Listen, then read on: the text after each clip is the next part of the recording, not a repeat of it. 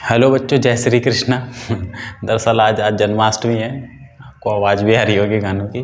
तो मेरी तरफ से सभी को जन्माष्टमी की शुभकामनाएं और जय श्री कृष्णा। स्वागत है आपका मेरे channel PIM Parvinder institute of mathematics. बच्चों, आज हम स्ट्रेट लाइन शुरू करने जा रहे हैं। वैसे क्लास 11th का टॉपिक है और कई जगह आईसीएसई बोर्ड में क्लास 10th में भी होता है, तो थोड़ा बेसिक जो हमारा आएगा वो क्लास 10th वाले बच्चे के लिए भी यूज़फुल हो सकता है। तो शुरू करते हैं स्ट्रेट लाइन।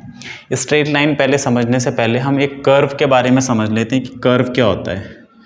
जो कर्व होता है बच्चों मैथमेटिक्स में, वो किसी पॉइंट का कंटिन्यूस पाथ होता है या लोकस होता है ना। तो द पाथ या फिर locus of a continuously moving point, मतलब पॉइंट जो है कंटिन्यूसली मूव कर रहा है, कहीं मुड़ नहीं, मतलब कहीं से एकदम से स्किप नहीं कर रहा है, घूमते हुए जा रहा है। जैसे ये पॉइंट ऐसे घूमते हुए जाएगा, ये किसी पॉइंट का पाथ है, हो सकता है ट्रेस करते हुए ये पाथ आ गया है ना। जैसे हमारी अर्थ भी घूमती है, तो हमारी अर्थ अगर हम सन के अराउंड देखें तो अर्थ को सिंपल अगर है भी एक पॉइंट माने तो वो कुछ इस तरीके से घूमती है, ऐसी ऑर्बिट बनाते हुए। तो ये भी हमारा एक कर्व हो गया। तो जब भी कोई चीज़ कंटिन्यूसली मूव कर रही होती है तो इसका एक पाथ बनता है, एक लोकस बनता है, ट्रेस होता है वो, तो उसको हम बोलते हैं कर्व। कर्व अलग अलग तरीके के हो सकते हैं। अगर कोई पॉइंट सर्कुलर फॉर्म में घूम रहा है इस तरीके से, है ना, जैसे इलेक्ट्रॉन घूमता है नॉर्मली, अभी अगर मान ले फिजिक्स में, तो वो भी एक पाथ को फॉलो करता है, तो वो उसका कर्व हो गया। ये भी एक पाथ दिखा रहा है, ये भी एक कर्व हो गया। इसी तरह एक कर्व होता है हमारा स्ट्रेट लाइन, ये भी तो किसी चीज़ का पाथ हो सकता है ना। जैसे हमने स्ट्रेट लाइन मोशन पढ़ते हैं, तो मतलब एक बॉडी जो है स्ट्रेट लाइन के अलॉन्ग मूव कर रही है, स्ट्रेट लाइन बनी नहीं, सपोज करें इस तरीके से एक स्ट्रेट लाइन के अलॉन्ग मूव कर रही है, तो ये भी एक पाथ है। तो द पाथ और locus of a continuously moving point, है ना, किस तरीके से कंटिन्यूसली। तो इस तरह के हमारे अलग अलग कर्व होते हैं, उसमें से एक स्पेशल कर्व जो है वो है लाइन। हमें 4-5 तरह की चीज़ें पढ़नी है इसमें आगे जाके। अभी तो हम स्ट्रेट लाइन पढ़ रहे हैं, बाद में हम सर्कल पढ़ेंगे, इलिप्स पढ़ेंगे, हाइपरबोला पढ़ेंगे, पैराबोला पढ़ेंगे। तो लाइन का थोड़ा सा कॉन्सेप्ट आपको क्लास 10 से तो वैसे याद ही होगा। पहले अब हम लाइन को डिफाइन करते हैं कि लाइन होती क्या है। तो लाइन होती क्या है बच्चों? लाइन जो होती है कर्व होती है। अ कर्व कैसा कर्व होती है? It is a curve such that all the points lie between any two points on this curve also lies on the curve. इसका क्या मतलब हुआ कि लाइन एक ऐसा कर्व है। देखो मैं दो कर्व बना के दिखाता हूँ। एक कर्व ये भी है, ये भी किसी का पाथ हो सकता है। मैंने इस पे 2 पॉइंट लिए, एक पॉइंट ये लिया, एक पॉइंट ये लिया, इसे मैंने जोड़ दिया। अब मैंने जिस चीज़ से इसे जोड़ा तो इसमें कितने पॉइंट आ रहे, देखो इनफाइनाइट पॉइंट आ रहे, ये सारे पॉइंट आए, ये भी पॉइंट है, ये भी पॉइंट है, ये भी। मैंने इस कर्व पे 2 पॉइंट लिए, ए और बी। जब मैंने इन पॉइंट को जोड़ा तो ये जो सारे पॉइंट आए ये कर्व पे नहीं है, इस कर्व पे नहीं है, इसके बाहर है, जबकि लाइन की डेफिनेशन में हम कह रहे हैं कि लाइन एक ऐसा कर्व है, ये मेरी लाइन हो गई, कि जिस पे मैं कोई भी 2 पॉइंट ले लूँ, ए और बी, कोई भी 2 पॉइंट ले लिए। अब इन ए और बी को जोड़कर ये मेरा एक लाइन सेगमेंट बना, है ना। 2 पॉइंट ले लिए मैंने, ए और बी। अब इनको मैं जोड़ देता हूँ, तो इनको जोड़ने के बाद जितने भी ये पॉइंट हैं, ये है कर्व तो मेरा ये है, ऐसे मैंने एल नाम दे दिया, ऐसे मैंने सी नाम दे दिया। इस कर्व में देखो मैंने 2 पॉइंट लिए थे और इन 2 पॉइंट को मैंने जोड़ा, तो वो जो जोड़ने के जिन 2 पॉइंट से वो जुड़ी उसके बीच जो पॉइंट आए ये सारे ये कर्व से बाहर निकल गए, ये कर्व पे नहीं है। जबकि लाइन में अगर मैं कोई भी 2 पॉइंट लूँ कहीं पर भी और उनके बीच में जो पॉइंट आएंगे ये सारे पॉइंट ये हमेशा लाइन पर ही होंगे, इस कर्व पे ही होंगे। तो एक स्पेशल तरह का कर्व है लाइन जो है कर्व है। कैसा कर्व है? जिसमें आप कोई भी 2 पॉइंट लो और उनको जोड़ दो, तो वो जितने पॉइंट जोड़ने से बनेंगे वो सारे के सारे लाइन पर ही होते हैं। तो ये हमारी ज्योमेट्रिकल एक डेफिनेशन है लाइन की। अब आ जाते हैं मैथमेटिकल डेफिनेशन पे।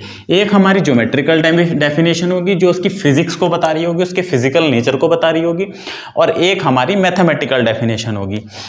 तो लाइन की जो डेफिनेशन है मैथमेटिक्स में वो है एवरी। अब मैथमेटिकली कैसे हम लाइन को रिप्रेजेंट करते हैं, भाई ये तो हो गया हमारी ज्योमेट्री, ये है लाइन, डेफिनेशन मैंने आपको बता दी। तीसरी चीज है मैथमेटिक्स कैसे समझेगी कि, या कंप्यूटर कैसे समझेगा कि ये लाइन है, कोई इक्वेशन लाइन है, क्योंकि मैथमेटिक्स में हम हर चीज को इक्वेशन से डिफाइन करते हैं, किसी एक्सप्रेशन से। तो लाइन की क्या एक्सप्रेशन है, एवरी फर्स्ट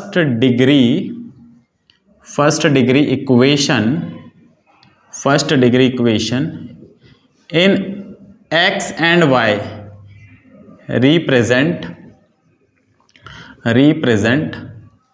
अ लाइन। ठीक है, तो मैथमेटिक्स में हम कैसे बोलते हैं कि कोई भी, मतलब अभी बोल नहीं रहे, अभी तो प्रूफ करेंगे कैसे, कि every first degree equation in x y, मतलब एक्स वाई में कोई भी फर्स्ट डिग्री की इक्वेशन, फर्स्ट डिग्री का मतलब है पावर 1 से, तो फर्स्ट डिग्री की जो जनरल फॉर्म होती है, general form of first degree in x y, वो बच्चों कुछ इस तरीके की होती है, मतलब एक्स और वाई की पावर 1 होनी चाहिए, तो ए एक्स प्लस बी वाई और फिर कांस्टेंट इक्वल टू 0।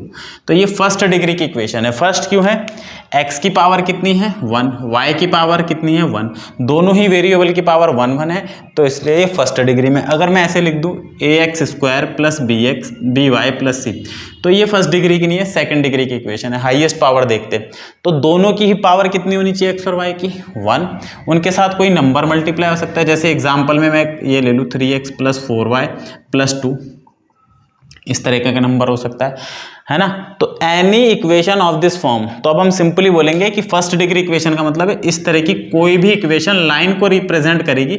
एक कंडीशन होगी a0 इक्वल टू 0 और b0 इक्वल टू 0, एटलीस्ट इनमें से कोई एक 0 नहीं होना चाहिए, या सिंपल ऐसे भी लिख सकते हैं एटलीस्ट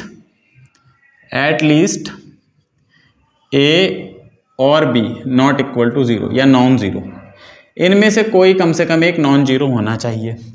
जैसे अगर a भी 0 हो जाए तो ये टर्म खत्म हो जाएगी, b भी 0 हो जाए तो ये टर्म खत्म हो जाएगी, तो फिर कोई मीनिंग बचेगा नहीं, x और y दोनों खत्म, तो इक्वेशन बचेगी नहीं। इक्वेशन होती है वेरिएबल से, तो या तो a या b दोनों ही 0 ना हो, जैसे कि ये देखो a3 b4, या फिर ऐसे भी चल जाएगा काम 3x हो लेकिन y ना हो, c की जगह 2 हो गया, 2 भी ना हो 3x हो, तब भी इक्वेशन बन जाएगी लाइन की। लेकिन इन दोनों में से कम कोई एक नॉन 0 होना चाहिए। तो पहली चीज हम ये शो करेंगे कि ये ही लाइन होती है, ax प्लस बी वाई ही लाइन होती है। लाइन को हमने डेफिनेशन दी थी, अब हम इसे शो करेंगे कि prove that every first degree equation in x and y is a line. तो हमें ये प्रूव करना है कि ax plus B Y plus C equal to 0 is a line. ये लाइन की ही इक्वेशन है। किसकी इक्वेशन है, लाइन की इक्वेशन है, ये हमें शो करना है। ये एक कर्व है, कर्व मतलब मैं x को वैल्यू दूंगा, y की वैल्यू दूंगा, y की वैल्यू निकाल के पॉइंट मार्क कर लेंगे। भाई कर्व कैसे बनाते हैं हम यहाँ पे, कर्व ऐसे बनाते हैं, अगर आपको याद हो x y, जैसे मुझे इसका कर्व बनाना है 3x plus 4y plus 7 equal to 0, तो पहले मैं यहाँ से y की 4y की वैल्यू निकाल लूँगा, 7 minus 3x, y equal to 7 minus 3x upon 4। मैं x को वैल्यू देता रहूँगा, y की वैल्यू मिलती रहेगी। जैसे मैंने x को 0 वैल्यू दे दी तो 0 पे मुझे 7/4 मिल गई, तो x को दिया 0, y आ गया 7/4, एक पॉइंट ये आ गया। फिर मैंने x को 1 दे दी तो y भी 1 आ गया। ऐसे बच्चों मेरे को पॉइंट मिलते रहेंगे। अब इस बात की क्या गारंटी है कि ये जो हमने एक्सप्रेशन लिखा है ये लाइन ही को ही फॉर्म करेगा, कि ये सारे पॉइंट ऐसे ही आएंगे, इस बात की क्या गारंटी है। ऐसा क्यों नहीं हो सकता कि एक पॉइंट यहाँ आ गया, एक पॉइंट यहाँ आ गया, हमें थोड़ी पता है, हम तो इनफाइनाइट पॉइंट से डील कर रहे हैं।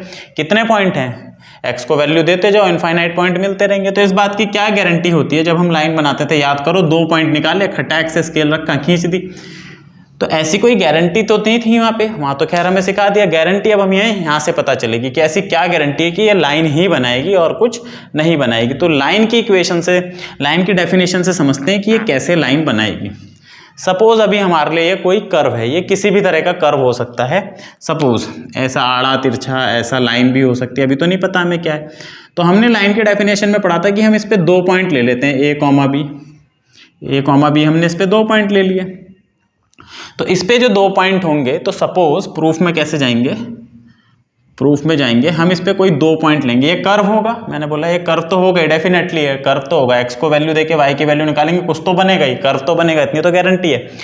अब वो कर्व लाइन ही बनेगा, उसके लिए मैं 2 पॉइंट ले लेता हूं, क्योंकि डेफिनेशन क्या थी कि आप कोई भी 2 पॉइंट लो और उन्हें जोड़ो, अगर उनके बीच के सारे पॉइंट उसी पे आते हैं तो लाइन, अगर नहीं आ रहे, कोई भी एक आधा बाहर निकल गया तो लाइन नहीं है। तो मैं इसके कोई 2 पॉइंट ले लेता हूँ, 2 पॉइंट तो गारंटेड है मेरे को इस पे मिल जाएंगे। ये फर्स्ट हो गई मेरी, इसको फर्स्ट नाम दे देंगे। तो लेट पहला पॉइंट हमने माना x1, y1 एंड दूसरा पॉइंट हमने माना x2, y2। ये 2 पॉइंट हैं। इस पे भाई अभी हमें ये नहीं पता कैसा है, लेकिन ये 2 पॉइंट तो इस पे तो इनफाइनाइट पॉइंट है, तो 2 पॉइंट उसमें से पिक कर लिए, a, b। अब a, b ले लिया। अब मैं क्या करने जाता हूं, मैंने सपोज इसे जैसे जोड़ा तो इसके बीच में तो इनफाइनाइट पॉइंट है, इनफाइनाइट पॉइंट है। अगर मैं इसको जोड़ूं तो इनफाइनाइट पॉइंट है, तो मैंने इसके बीच में कहीं एक पॉइंट पिक कर लिया, यहाँ भी हो सकता है, यहाँ, या इसकी बात करूँ तो यहाँ हो सकता है, यहाँ मैंने एक पॉइंट पिक कर लिया, इसको नाम मैंने दे दिया। अभी मैं इसके कोऑर्डिनेट निकालूंगा, है ना। तो let p be any point, तो लेट पी रैंडम पॉइंट ले रहे हैं, अल्फा कॉमा बीटा ले लेते हैं, अल्फा एक्स वाई नहीं ले सकते हैं, ऑलरेडी एक्स वाई में चल रहा है, alpha comma beta be any point on A B. ये जो हमने 2 पॉइंट लिए थे ए बी, इसके बीच में तो इनफाइनाइट पॉइंट है, तो कोई भी पॉइंट उठा लिया, हमें ये शो करना है ना वो सारे पॉइंट इसी के इसको सेटिस्फाई करेंगे। ए और बी के बीच के जितने भी पॉइंट हैं वो सारे पॉइंट इसे सेटिस्फाई करेंगे। अगर मैं ये कर दूं तो ये लाइन हो जाएगी इक्वेशन, है ना। तो इसके बीच तो इनफाइनाइट पॉइंट है, तो मैंने रैंडम पॉइंट उठा लिया, हर पॉइंट के लिए हम वैसे ही चलेंगे, तो मैंने एक रैंडम पॉइंट उठा लिया अल्फा कॉमा बीटा। अच्छा, अब ये जो अल्फा कॉमा बीटा है, जब मैंने ये पॉइंट उठाया, ये जो मेरा अल्फा कॉमा बीटा है, तो ये 2 पार्ट में इसके टुकड़े हो गए 2, तो ये रेशो मैंने m मान लिया, ये रेशो मैंने n मान लिया, है ना। ये तो हमें पता ही है, ये x1, y1, कुछ तो रेशो आया होगा x2, y2, तो रेशो मैंने m:n मान लिया। तो इफ ये पॉइंट जो मैंने p माना था यहाँ पर, तो AP का रेशो PB के साथ अगर m:n है, तो हम कोऑर्डिनेट कैसे निकालते थे, याद करो section formula, alpha is equal to m of x2 plus m x2 n x1 upon m plus n। तो ये तो आई अल्फा की वैल्यू, और बीटा की वैल्यू क्या आएगी, m y2 plus n y1 upon m plus n। तो मैंने अल्फा और बीटा निकाल लिया। देखो बच्चों, इसमें एक चीज़ ध्यान दो कि हम ऐसा क्यों कर रहे हैं। ऐसा हम इसलिए कर रहे हैं कि हमने लाइन की जो डेफिनेशन पढ़ी है कि हम किसी कर्व पे 2 पॉइंट लें, उन्हें जोड़ दें, तो उनके बीच के सारे पॉइंट अगर उसी पे आ जाएंगे, उसको सेटिस्फाई कर जाएंगे, उसी पे आने का मतलब है उस इक्वेशन को सेटिस्फाई कर जाएंगे, तो वो लाइन होगी। अगर नहीं करे तो लाइन नहीं होगी। तो मैंने पहले कोई 2 रैंडम पॉइंट पिक करे, हमेशा मिल जाएंगे 2 पॉइंट किसी भी कर्व पे, उन 2 पॉइंट को मैंने जोड़ दिया। अब उनके बीच मैंने कोई भी रैंडम पॉइंट उठा लिया आर्बिट्रेरी। मैं ये पॉइंट उठाता तब भी मेरी कैलकुलेशन ऐसी ही चलनी थी, मैं पॉइंट यहाँ उठा लेता तब भी कैलकुलेशन ऐसी चलनी थी, मैं यहाँ पॉइंट उठा लेता तब भी कैलकुलेशन ऐसी चलनी थी। तो मेरा मतलब ये है कि अगर मैं कोई ये शो कर दूं कि कोई भी रैंडम पॉइंट उठा के वो इसे सेटिस्फाई कर जाएगा, तो सारे के सारे सेटिस्फाई करेंगे, क्योंकि हमारा पॉइंट जो था वो रैंडम था, कोई भी था वो, तो कोई भी पॉइंट हो सकता है, उससे फर्क नहीं पड़ेगा। तो मैंने ये अल्फा और बीटा निकाल लिया। अब मेरे को ये शो करना है कि ये अल्फा बीटा इस इक्वेशन को सेटिस्फाई करेंगे, तो इसके लिए मैं इस अल्फा बीटा की वैल्यू यहाँ रख देता हूँ, और ये वैल्यू ध्यान से देखो, ये 0 है, ठीक है। एक और चीज यहाँ पे समझेंगे, ये तो हमने माना ही है कि x1 y1 और x2 y2 इस पर हैं, इसको सेटिस्फाई कर रहे, तो यहाँ से हमारा सीधा रिजल्ट ये होगा कि x1 y1 इस कर्व पे थे, इस पे हैं, तो x1 y1 इसे सेटिस्फाई करेंगे। सेटिस्फाई करने का मतलब है कि अगर मैं x की जगह x1 रख दूं, y की जगह y1 रख दूं, तो ये इक्वेशन सेटिस्फाई हो जाएगी। जैसे आप ये देखें 3x minus 4y plus 1 equal to 0, ये एक इक्वेशन है। तो जैसे मैं एक पॉइंट ले लूँ, x की वैल्यू ले लूँ 1, ठीक है, और y की वैल्यू ले लूँ 1, तो मैं ये कह रहा हूँ कि ये पॉइंट इसे सेटिस्फाई करेगा। सेटिस्फाई करने का मतलब है जब मैं x1 ये पॉइंट x की जगह रखूँगा और ये पॉइंट 1 वाई की जगह रखूँगा तो मेरा आंसर 0 ही आएगा। ये है सेटिस्फाई होने का मतलब। तो देखो आप देख सकते हो ये आंसर 0 आ रहा। तो सेटिस्फाई होने का मतलब है कि अगर वो पॉइंट उस कर्व पे है तो उसे हम वहाँ रख देंगे तो वो 0 ही आएगी वैल्यू, है ना। तो ये पॉइंट मैंने इसी कर्व से उठाए थे ए और बी, तो अगर ए की जगह मैं x1 y1 यहाँ रख दूँ तो इस पर कोई फ़र्क नहीं पड़ेगा, ये 0 ही रहेगा, ये इसे सेटिस्फाई करेगा क्योंकि इसी कर्व का पॉइंट है। सिमिलरली अगर मैं x2 y2 रख दूँ, x2 y2, तो ये भी इसे सेटिस्फाई करेगा, इसमें भी कोई दिक्कत नहीं है। तो ये दो इक्वेशन और हो गई हमारे पास। और अल्फा बीटा ये है। अब ये अल्फा बीटा उठा के मैं यहाँ रखता हूँ, देखता हूँ 0 आ रहा कि नहीं। अगर आया तो डन, मतलब ये लाइन है, और अगर नहीं आया तो भाई ठीक है, लाइन नहीं होगी, और क्या कहें। Now substitute the value of alpha and beta in this equation. Now a alpha plus b beta, मैं सीधा ही अल्फा की वैल्यू रख देता हूँ, तो m x2 plus n x1 upon m plus n plus b time m y2 plus n y1 upon m plus n plus c time equal to, इसको check करना है ये 0 आएगा, इसे इक्वल टू 0 नहीं रख सकता, दरअसल मुझे चेक ही करना है कि ये 0 आएगा कि। अगर इक्वल टू 0 रख दिया तो इसका मतलब मैंने 0 मान लिया, तो मेरे को चेक करना है। ठीक है, चेक करते हैं। एम प्लस एन यहाँ पे ऑलरेडी है, एलसीएम ले लेंगे इससे, तो इसे लिख सकते हैं C time M plus N divided है बाई एम प्लस एन। सबके नीचे एम प्लस एन ले आए, देखा कितना स्मार्ट हूँ मैं। और ये कॉमन ले लिया, ये एम प्लस एन कॉमन ले लिया। अब ए को अंदर मल्टीप्लाई करो तो ये हो जाएगा a m x2 plus a n x1 plus b m y2। क्या कह रहे हो सर, अपनी तारीफ कर रहे हो खुद ही? अरे भाई कैसी बात कर दी यार तुमने, जानते नहीं भी हैं भाई मेरे भाई, सॉरी बहनों भी। देखो भाई, अब ये x2 y2 और ये m वाली टर्म एक ये है, m वाली टर्म एक ये, इनको एक साथ उठाओ तो ये हो जाएगा a m x2 b m y2 plus C m। इसी तरह n वाली टर्म एक साथ उठाओ, a n x1 b n y1 plus C n, इनको उठा लिया। इनमें से मैं m कॉमन ले लेता हूँ तो 1 upon m plus n, m common ले लिया तो क्या बना a x2 plus b y2 plus C. इसमें से n कॉमन ले लिया, a x1 plus b y1 plus C. अब ये वैल्यू तो शून्य है, ये देखो, ये वैल्यू भी शून्य है, ये देखो। तो शून्य इंटू एम शून्य, शून्य इंटू एन शून्य, तो 1 upon m plus n into 0 equal to 0 आ गया। तो इसका मतलब है ये जो अल्फा बीटा थे ये भी इसे सेटिस्फाई कर रहे हैं। तो हमने क्या शो करा कि अगर ये कोई फर्स्ट डिग्री की इक्वेशन है, अगर मैं उस पर 2 पॉइंट लूँ a, b, और उन 2 पॉइंट को जोड़ने पे, भाई ये तभी पॉसिबल होता है ना, जो सेक्शन फॉर्मूला हमने पढ़ा है कि 2 पॉइंट को जोड़ेंगे, उनके बीच में कोई पॉइंट आएगा तो सेक्शन फॉर्मूला, सेक्शन तो होंगे ही उसके m/n रेशो में होंगे, तो उसको निकालने का तरीका तो क्लास 10th में भी पढ़ा था। तो उनके बीच में कोई भी पॉइंट आ जाए वो इसे हमेशा सेटिस्फाई करेगा, मतलब उनके बीच में कोई भी पॉइंट आ जाए वो इसी कर्व पे लाई करेगा। Hence this equation represent a line by definition of a line. So every first order equation in x y represent a line. तो पहली चीज तो हमारी क्लियर हो गई है, हम लाइन शुरू कर चुके हैं, अब हम लाइन पे चल चुके हैं कि लाइन होती क्या है। तो एक साधारण व्यक्ति से आप पूछोगे लाइन क्या है तो वो आपको बोलेगा लाइन, लेकिन एक मैथमेटिक्स वाले व्यक्ति से आप पूछोगे तो लाइन क्या है तो वो इसे लाइन बोलेगा, ये है लाइन। तो आपको ये भी लाइन बोलना है, ये भी लाइन, दोनों ही लाइन है ना। लेकिन देख के समझ जाना भाई ये तो लाइन है, एक विशेष प्रकार की लाइन है। ए बी बदलते हैं, सी, ये 3 कांस्टेंट हैं, इनके बदलने से लाइन बदल जाती है, अलग अलग लाइन आती है ना। कोई लाइन ऐसी है उसके लिए ए बी अलग होगा, कोई लाइन ऐसी है, कोई लाइन इनफाइनाइट लाइन बन सकती है। तो अब हम चलेंगे इसके दूसरे टॉपिक पे कि लाइन की पहचान कैसे करनी है, लाइन क्यों पढ़ी जाती है। भाई कर्व पढ़ना हमारे लिए मैथमेटिक्स में जरूरी होता है, क्योंकि बहुत सारी हम जो फिजिक्स पढ़ते हैं, जैसे आप फिजिक्स देखो तो आपने पढ़ा होगा straight line in a motion, तो स्ट्रेट लाइन की बात हो रही, तो स्ट्रेट लाइन का बिहेवियर तो हमें पता होना चाहिए, स्ट्रेट लाइन की इक्वेशन तो पता होनी चाहिए, तभी तो डील करेंगे क्या क्या पैरामीटर हैं, क्या क्या उसके मतलब है ना, किस लाइन का क्या मतलब। तो अगली चीज आती है inclination, inclination of a line, inclination of a line. तो सपोज हमारे पास कोई लाइन है A X plus B Y plus C equal to 0। अब हमें पता चल गया ये लाइन है।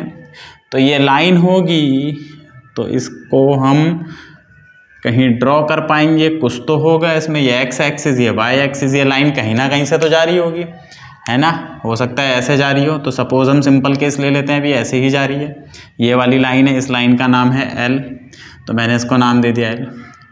अब देखो एक्स की पॉजिटिव डायरेक्शन, एक्स की पॉजिटिव डायरेक्शन होती है राइट साइड में, जहाँ पर इसने इसे काटा इसके राइट साइड में।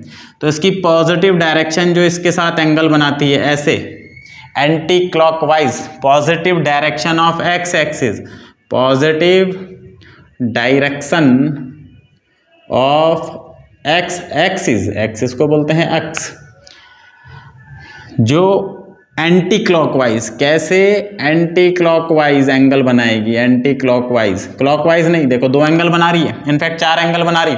आप बोलोगे ये क्यों लेंगे, तो एक डेफिनेशन डिफाइन कर रहे हैं यहाँ पे कि कैसे हमें एंगल को मेजर करना है। तो एक्स एक्सिस की पॉजिटिव डायरेक्शन ये है, अब इससे एंटी क्लॉकवाइज घूमेंगे तो इधर को आएंगे, क्लॉकवाइज घूमेंगे तो इधर, तो ये इसकी बात नहीं करनी, पहली चीज केवल इसकी बात करनी है। तो ये जो एंगल बनेगा थीटा मान लिया, ये इसे बोलेंगे इंक्लाइनेशन। तो इंक्लाइनेशन क्या होता है लाइन का, the angle made by a line with positive direction of x axis in the direction of anti clockwise, ठीक है, is called inclination of a line and it is denoted by theta. तो theta को बोलते हैं inclination, inclination of a line. पहली चीज आ गई हमारे पास। ये होता क्या है, ये होता है angle made by a line with positive direction of x axis in the direction of anti clockwise या इन एंटी क्लॉकवाइज डायरेक्शन, ठीक है। किसके बराबर होगा, ये होगा angle in anti clockwise direction with positive direction of x axis, x axis की positive direction के साथ एंटी क्लॉकवाइज बनाया गया कोण एंगल, उसे बोलेंगे इंक्लाइनेशन। तो हमारे पास लाइन के लिए एक इंक्लाइनेशन हो गया पहली चीज, ठीक है। अभी यहाँ पे कुछ रिजल्ट नोट करते हैं। भाई एक्स एक्सिस भी तो लाइन ही है और वाई एक्सिस भी लाइन है, एक्स एक्सिस भी लाइन है सर, वाई एक्सिस भी लाइन है। ये देखो ये एक्स एक्सिस है, ये भी लाइन है, ठीक है, ये वाई एक्सिस है, ये भी तो एक लाइन ही है। अब एक्स एक्सिस अपने आप से कितना एंगल बना रही, कुछ भी एंगल नहीं बना रही, जीरो एंगल बना रही है, जीरो एंगल। ये देखो ये एक्स एक्सिस अपने आप से ही कितना एंगल बना रही है, जीरो। तो एक्स एक्सिस का इंक्लाइनेशन कितना हो गया, 0 degree. Inclination of x axis is equal to 0 degree. और ध्यान से देखते हैं, एक और चीज देखते हैं। अगर मैं इस एक्स एक्सिस के पैरेलल कोई लाइन खींच दूं, ये लाइन L1 हो गई, या नीचे खींच दूं कोई पैरेलल L2, या कोई लाइन ऐसे खींच दूं पैरेलल L3, तो इन सब का कितना एंगल है एक्स एक्सिस से, 0। एंगल देखने के लिए आपको क्या करना पड़ता है, ये पैरेलल लाइन है, ऐसे उठा के इसके ऊपर रख दो तो बिल्कुल इसी पे आ जाएगी। तो जितनी भी पैरेलल लाइन होते हैं उनके इंक्लाइनेशन सेम होते हैं। तो दूसरी चीज यहां से नोट करेंगे, पहली तो ये नोट करी inclination of x axis is 0। दूसरा inclination of all parallel lines are equal, ठीक है।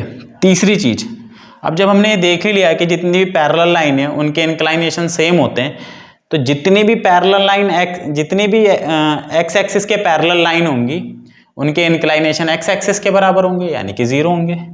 तो inclination of all parallel line with x axis is 0।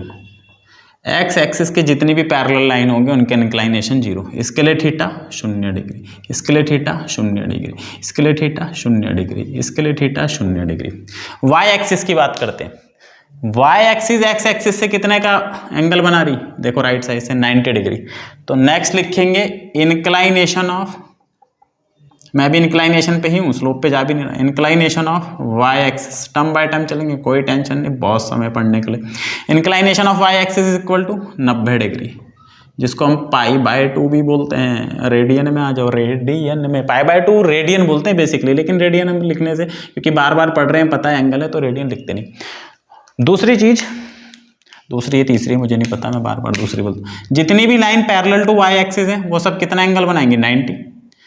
तो in fact all line parallel to y axis have inclination of 90 degree. जितनी भी line, तो 1 2 3 4 5, ये छोटे छोटे पॉइंट है, बाद में आप तो 1-2 बार करोगे तो आपको रट जाएगा, ऐसा कुछ है नहीं।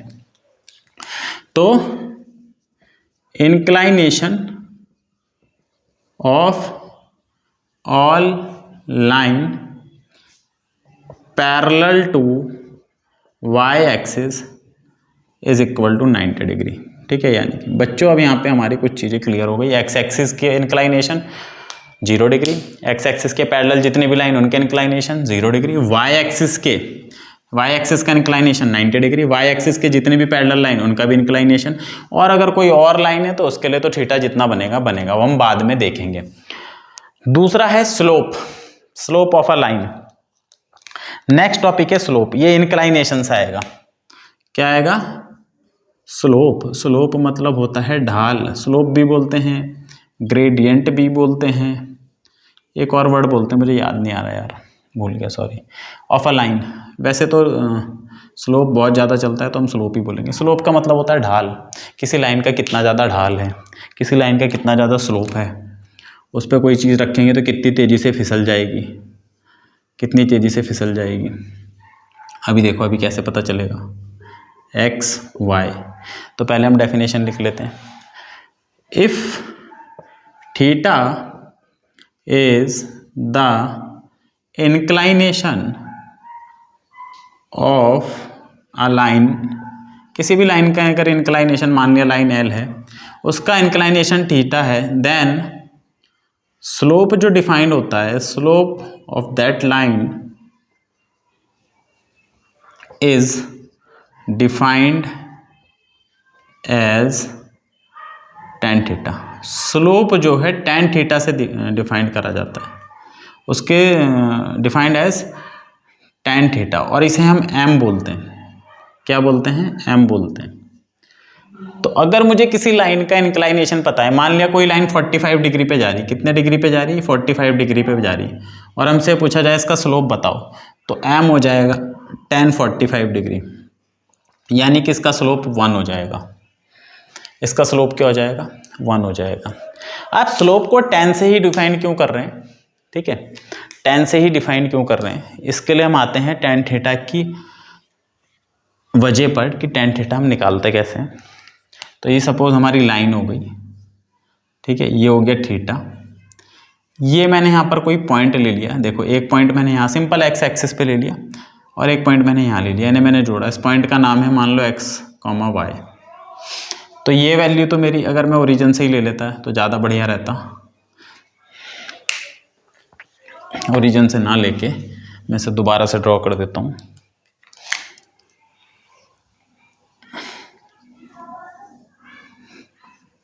ये देखो, अभी मैंने फ़िलहाल ओरिजिन से ही ले लिया कि एक लाइन है ओरिजिन से जा रही, ठीक है। ये मैंने एक पॉइंट ले लिया x, y।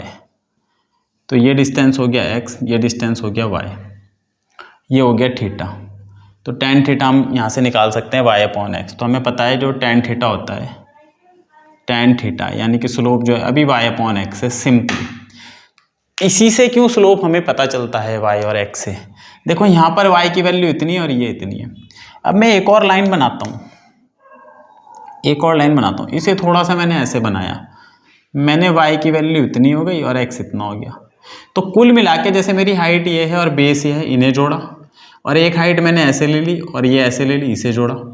तो देखो अभी आपको यहाँ से पता चल रहा होगा, इसका स्लोप ज़्यादा है, इसका ढाल ज़्यादा है, किसकी वजह से? इसकी ऊंचाई ज़्यादा हो गई, इसकी हाइट ज़्यादा है, मतलब इसकी y की वैल्यू, और इसका बेस कम है, इसका बेस ज़्यादा, इसकी हाइट कम। तो जो स्लोप है वो किस पॉइंट पे, किस पे डिपेंड करता है? एक तो हाइट पे कि टॉप मोस्ट पॉइंट कितना है, एक बेस पे कि बेस पे कहाँ जुड़ी हुई कोई चीज़ है ना। जैसे इसका स्लोप देखो, ये ऐसे हो गया तिरछा, इसे ऐसे कर दूंगा तो टॉप पॉइंट यहाँ आ गया, बॉटम पॉइंट यहाँ हो गया, है ना। तो ऐसे तो जो स्लोप है किस चीज पे डिपेंड करता है कि टॉप और बॉटम पॉइंट कितनी दूर है, मतलब ऐसे में कितना दूर है, हाइट में कितना दूर है। तो और वो रेशो हमें देता कौन है इस टॉप का और बॉटम का रेशो, वो tan थीटा देता है bye definition of tan theta perpendicular upon base. तो इसीलिए स्लोप जो हमें देता है वो ये रेशो देता है y और x का, यही रेशो डिफाइन करता है कि स्लोप कितना ज्यादा होगा। y की वैल्यू बहुत बड़ी हो जाए, y बड़ा हो जाए और x छोटा हो जाए, देखो स्लोप कितना बढ़ गया, तो y बढ़ने पे स्लोप बढ़ गया। x की वैल्यू बड़ी हो जाए, y की वैल्यू छोटी हो जाए, तो स्लोप का नेचर चेंज हो गया। तो साइन थीटा से नहीं मिलता, इन दोनों से कुछ नहीं मिलेगा भाई, इन दोनों से, इसके और इसकी जरूरत है हमें, इसकी और इसकी। तो इसलिए स्लोप tan थीटा की टर्म में डिफाइंड होता है। ठीक है, स्लोप किसकी टर्म में डिफाइंड होता है, tan थीटा की टर्म में डिफाइंड होता है। तो इंक्लाइनेशन पता चल गया, स्लोप पता चल गया। अब कुछ लाइन के हम इंक्लाइनेशन लिख लेते हैं, तो भाई स्लोप लिख लेते हैं। तो स्लोप ऑफ एक्स एक्सिस का स्लोप बताओ, या फिर all line parallel to x axis, उन सभी लाइन का स्लोप बताओ जो एक्स एक्सिस के पैरेलल है। एक्स एक्सिस के लिए थीटा कितना था, थीटा था 0 डिग्री। उन सभी लाइन के लिए अभी हमने पढ़ा है, वो सारी लाइन जो एक्स एक्सिस के पैरेलल है उसके लिए थीटा कितना है, 0 डिग्री। तो थीटा हमें मिल गया, तो स्लोप का फॉर्मूला क्या हो गया, स्लोप जो हो गया हमारा m वो हो गया tan 0 डिग्री यानी कि 0। तो वो सारी लाइन जो एक्स एक्सिस के पैरेलल है और या फिर खुद एक्स एक्सिस, उन सबका स्लोप 0 होता है।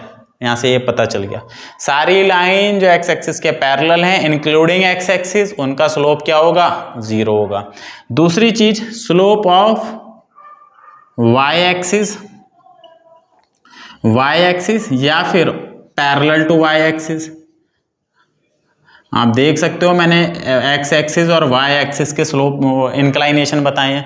तो उसके लिए थीटा कितना था, 90 डिग्री। तो स्लोप कितना हो जाएगा m tan 90 degree. tan 90 degree मतलब इनफाइनाइट, अनंत। और ये क्या हुआ, अनंत कैसे हो गया, अनंत का मतलब होता है बहुत बड़ा, स्लोप बहुत ज़्यादा है। अब देखो थोड़ा सा ज्योमेट्री से समझो, ज्योमेट्री में क्या है, कुछ भी नहीं है वैसे तो ज्योमेट्री में है, कुछ थोड़ी है बकवास फालतू की, बड़ा है जरा में। देखो ये एक्स एक्सिस है, इस पर मैं कोई ऑब्जेक्ट रख दूँ यहाँ पे, ये लो ये मैंने बॉक्स रख दिया, ये कहाँ फिसलेगा, इधर कहीं भी नहीं फिसलेगा, ऐसे ही बैठा रहेगा आराम से, कोई दिक्कत नहीं। इस हाथ पे मैंने कोई चीज़ रख दी, बहुत बढ़िया, कहीं नहीं फिसल रही। अब मैं आज बिल्कुल सीधा कर देता हूँ, अब रखूँ इसे और 1 मिनट भी नहीं रुकेगा, क्योंकि इसका स्लोप इतना ज़्यादा हो गया कि रुकेगी नहीं कोई चीज़। यहाँ रख दूँ ये बॉक्स, यहाँ पे फिसल के ऐसे नीचे गिरेगा ना बड़ी तेज़ी से, तो क्योंकि इसका स्लोप इनफाइनाइट हो गया ना भाई, स्लोप बचा ही कहाँ, खत्म ही हो गया, इनफाइनाइट हो गया, सॉरी खत्म नहीं हो गया, बहुत ज़्यादा हो गया, इसका ढाल बहुत ज़्यादा हो गया। सोचो एक ऐसी प्लेन रोड है, उस पर गाड़ी चलाना कितना आसान है, थोड़ा सा ऐसे भी हो गया तो भी गाड़ी यहाँ से आसानी से आ जाएगी। अब कोई ऐसी चढ़ाई होगी बिल्कुल सीधी, तो उसका स्लोप भाई अनंत हो जाएगा। इसलिए वाई एक्सिस या पैरेलल टू वाई एक्सिस का जो स्लोप होता है वो इनफाइनाइट होता है, अनंत होता है, अनंत। तो स्लोप समझ में आ गया, इंक्लाइनेशन समझ में आ गया, किसी लाइन का स्लोप कैसे निकालेंगे वो समझ में आ गया। तो जैसे आपको बोल दिया जाए कि भाई किसी लाइन का इंक्लाइनेशन 30 डिग्री है, आप इसका स्लोप बताओ, तो सिंपल है, tan थीटा आ जाएगा, यानी कि tan 30 डिग्री आ जाएगा, tan 30 डिग्री 1/√3। तो ये स्लोप आ गया, है ना। तो चलो जरा पहले इस पर कुछ प्रॉब्लम देख लेते हैं।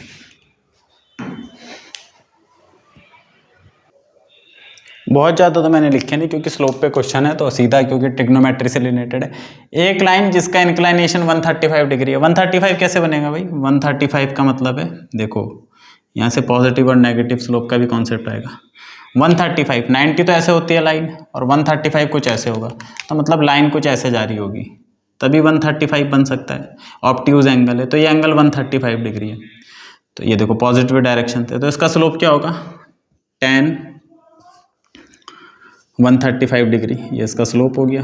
और tan 135 की वैल्यू वैसे तो सीधा -1 होती है, अदरवाइज हम ऐसे देख सकते हैं, tan 180 - 45 ऐसे लिख सकते हैं ना स्टाइल में। कौन से क्वाड्रेंट में, सेकंड क्वाड्रेंट में, यहीं से दिख रहा है सेकंड क्वाड्रेंट में। और सेकंड क्वाड्रेंट में tan की वैल्यू नेगेटिव हो जाती है, तो 45 पे +1 होती है, क्योंकि हम सेकंड क्वाड्रेंट में, तो -1 हो जाएगी। या ऐसे भी देख सकते हैं, tan 180 - थीटा जो होता है वो -tan थीटा होता है, तो ये किसके बराबर हो जाएगा, इसे ऐसे भी लिख सकते हैं, tan -45 डिग्री के बराबर, जो कि -1 होगी। तो ये स्लोप कैसा आया, माइनस में आया, नेगेटिव स्लोप आया। ऐसे स्लोप को हम नेगेटिव स्लोप बोलते हैं। जब नेगेटिव आ गया तो भाई नेगेटिव स्लोप है, सिंपल सी बात है। जब तक लाइन ऐसे है पैरेलल तो स्लोप जीरो है, थोड़ा ऐसे हुई, ऐसे हुई, ऐसे हुई, ऐसे हुई, ऐसे हुई, एक्यूट एंगल बन रहा, 90 तक आते आते पॉजिटिव स्लोप, मतलब ऑब्जेक्ट किधर को फिसल के आएगी, इधर की तरफ। और जब ऐसे हो गया तो स्लोप का रोटेशन चेंज हो गया, अब ऑब्जेक्ट इधर की तरफ फिसल के जाएगी, तो डायरेक्शन चेंज होगी स्लोप की। अभी तक तो ऐसे था, लेकिन जैसे ही 90 पे जाके तो इन्फिनाइट हुआ और 90 से इधर हुआ तो स्लोप की डायरेक्शन बदल गई। तो केवल नेगेटिव ये बता रहा है कि डायरेक्शन बदल गई, ठीक है। इसी तरह हम 30 पे निकाल सकते हैं 1/√3 और 50 पे निकाल सकते हैं। तो स्लोप पे तो कोई बहुत ज़्यादा वो है नहीं कि स्लोप कैसे निकालना आसान है, क्लास 10th में भी आपने निकाला होगा। इसका अगला टॉपिक शुरू करेंगे बच्चों। उस लाइन का स्लोप निकालना है जो x1 y1 और x2 y2 दो पॉइंट से होके जाती है, हमें 2 पॉइंट गिवन कर दिए हैं, तो उस लाइन का स्लोप बताना है। तो अभी तो मैं एक लाइन ड्रॉ कर लेता हूँ, ये मैंने ड्रॉ कर ली लाइन, ये कैसे भी हो सकती है। इस पे हमें कोई 2 पॉइंट दे दिए गए हैं, मैं यहीं ले लेता हूँ, यहाँ ले लिया मैंने सिंपल। ये पॉइंट हो गया A x1 y1 और ये पॉइंट हो गया B, इसके कोऑर्डिनेट हैं x2 y2। तो इसको मैंने यहाँ पर ऐसे करा और इसको मैंने यहाँ पर ऐसे मिला दिया, ये देखो इन दोनों को मैंने यहाँ मिला दिया और इसको मैंने यहाँ मिला दिया, ठीक है ऐसे। इसके कोऑर्डिनेट क्या है, x1, y1 और B के कोऑर्डिनेट क्या है, x2, y2। इसका मतलब है ये वाली जो हाइट है ये y2 है और ये वाली जो हाइट है वो y1 है। इसको भी नाम दे देते हैं भाई P, Q और इसको नाम दे देते हैं M। तो आप ये BM हाइट देखो, ये पूरी हाइट तो हमारी कितनी है, ये जो P से A तक है, मैं अगर दिखाऊं तो P से A तक की हाइट मेरी y1 हुई, क्योंकि इसका y कोऑर्डिनेट y1 है, वो जो हाइट देता है। और Q से B तक की हाइट कितनी हुई, Q से B तक की हाइट y2 हुई। तो अगर मैं इस y2 में से इसको घटा दूं तो मेरे को ये वाली हाइट मिल जाएगी, ये वाली हाइट MB। तो MB कितना हो गया बच्चों, MB हो गया y2 माइनस y1। सिमिलरली अब x की वैल्यू देखते हैं, यहां से यहां तक की वैल्यू कितनी है x2, क्योंकि इसका x कोऑर्डिनेट x2, और यहां से यहां तक की वैल्यू है x1। तो ये वाला PQ कितना हो गया, PQ हो गया x2 माइनस x1। अब ये ट्राइंगल देखें AMB, सपोज इसका एंगल थीटा होता, ये वाला एंगल थीटा होता, तो ये एंगल भी थीटा ही होगा भाई, क्योंकि ये दोनों पैरेलल हैं एक दूसरे के। और जब दो पैरेलल लाइन को कोई लाइन काट के जाती है, देखो ये एक लाइन है, एक लाइन ये है, इसको अगर काट के कोई जाए यहाँ से तो ये एंगल बराबर होते हैं। यहाँ से चली गई है कोने से ऐसे बना, तो ये एंगल बराबर होंगे। तो यही काम यहाँ हो रहा है, ये लाइन का पार्ट, ये लाइन सेगमेंट और ये पैरेलल है और ये लाइन इसे काट के जा रही है, तो अगर ये थीटा है तो ये भी थीटा है। तो ये छोटा ट्राइंगल अगर मैं इधर बना लूँ ऐसे, तो ये थीटा है। ये वैल्यू तो मेरी y2 माइनस y1 है, ये परपेंडिकुलर, और ये मेरी x2 माइनस x1 है बेस। तो tan थीटा का फॉर्मूला क्या होता है हमारे पास, अब मैं स्लोप ही तो निकालना है, tan थीटा ही तो निकालना है, यहाँ से मिले बात बराबर ही है। तो tan थीटा हो जाएगा y2 minus y1 upon x2 minus x1। क्या बात है, ये बेहतरीन फार्मूला मिल गया हमें, जिसको हम MB बोलते हैं, ठीक है M। तो स्लोप का एक फार्मूला मिल गया। जैसे हमें 2 पॉइंट दे दिए जाएं, उसका स्लोप का तो ये निकाल लिया हमने, स्लोप ये होगा, ये दरअसल फार्मूला ही है, 2 पॉइंट से जाने वाला। डर गया मैं देखो जैसे आपको दे दे कोई लाइन है 1,2 एंड 3,4 से होके जा रही कोई लाइन, इसका स्लोप बताओ। किसी को भी x1 y1 ले लो, कोई दिक्कत नहीं, x1 y1 x2 y2। तो इसका जो स्लोप आ जाएगा वो y में से y माइनस करो 4 माइनस 2 और 3 में से 1 माइनस करो, तो ये हो जाएगा बच्चों 2/2। इसका स्लोप 1 हो जाएगा। इसका स्लोप क्या हो गया भाई, y minus y1 4 minus 2 upon x minus x1। तो इसका स्लोप, तो कोई भी अगर हमें दे दिया जाए कि किसी 2 पॉइंट से जाने वाली लाइन का स्लोप निकालो, तो हम बहुत आसानी से निकाल सकते हैं। 2 पॉइंट से जाने वाली लाइन का स्लोप हम बहुत आसानी से निकाल सकते हैं, ठीक है। आगे चलें।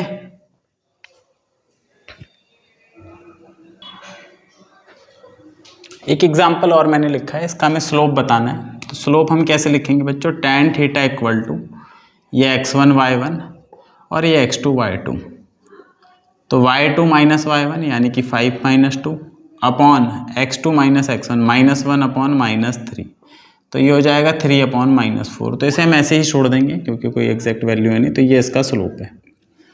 तो ठीक है, स्लोप निकालना हमारे पास 2 पॉइंट से बहुत आसान है।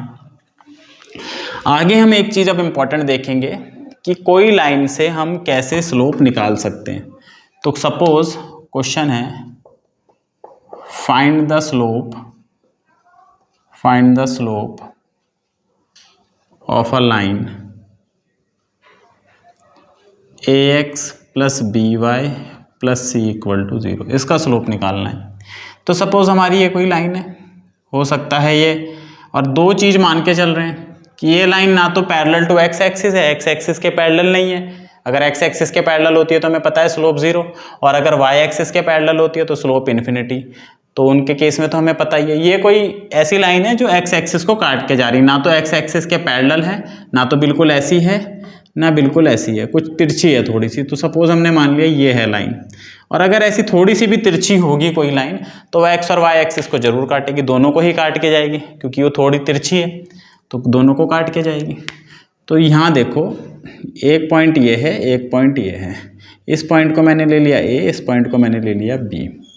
ये लाइन जब एक्स एक्सिस को काटेगी तो एक्स एक्सिस पे वाई तो हो जाता है 0। तो ए के कोऑर्डिनेट निकालने हैं मेरे को, तो यहाँ पर y तो 0 हो जाएगा, और y एक्सिस पे x 0 हो जाता है। तो इस पे x की वैल्यू तो 0 होगी, y की पता नहीं, अभी देखते हैं। तो पुट x = 0, जब मैं इसमें x को 0 रख दूंगा तो मुझे मिलेगा by + c = 0, y की वैल्यू मिलेगी -c/b। तो बेसिकली मेरे को ये वाला पॉइंट मिल गया है ना भाई, इसमें x की वैल्यू तो 0 होनी थी, सॉरी x की वैल्यू 0 हो गई, और y की वैल्यू कितनी मिली -c/b।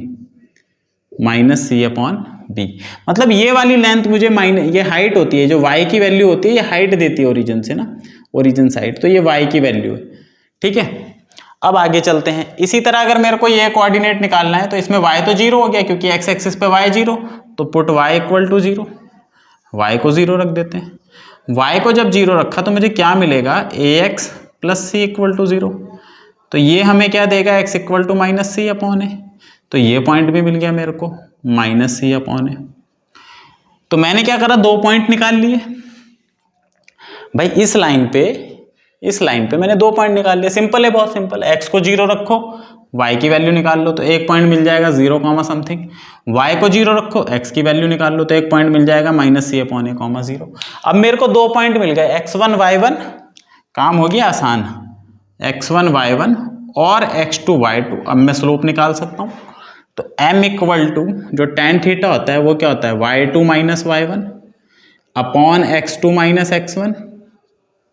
ठीक है, अब y2 है 0 माइनस y1, ये खुद माइनस का है तो -c/b डिवाइडेड बाय x2 है बच्चों -c/a माइनस x1 है 0।